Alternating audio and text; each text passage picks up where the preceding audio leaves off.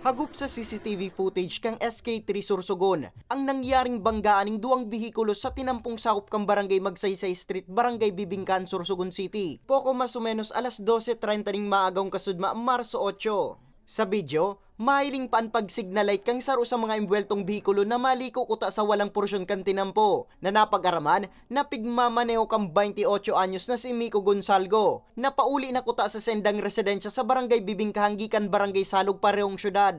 Alagad ang pagpurbar ni Gonzalgo na pagliko ang nagresulta sa diskwido, matapos na daimari paro ang papaabot na sarupang bihikulo, na pigmamaneo naman ni Robert Christian Labalan, nagikan pang sentro kan Sorsogon. Habang ining bios, malip turn, malaog sa gate kang bibingkan kang OLB, ini man na nabangga ini ka ining Hyundai. Actually, ang may negligence duman ining bios dahil malaog siya duman sa malip turn siya, dapat ilingon niya muna kung may kasabatan siya o may umaovertake siya, dapat clear ang saya na pag left turn para naiwasan ko na sa aksidente. Suminapo ning lugad sa manlain-lain na partikan sa indang hawak ang mga imbweltong driver. Dangan ang lunad ni Labalan na anas man na ipigdara sa pinakaraning ospital.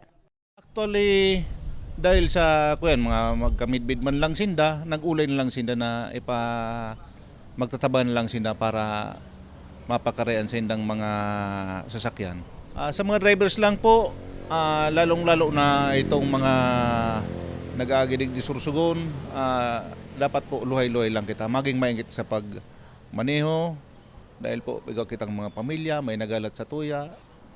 And so mga driver na lalo itong mga maluya man lang ang dalagan, digdi lang po kita sa right side, magpadalagan, and pirmi po kitang mag-iingat sa pagmaneho.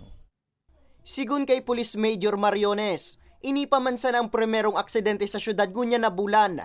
Sa presente, nagpaparayray pa ang mga imbweltong persona sa ospital. Para sa mga baretang tatak Bicol, Nomer Corporal.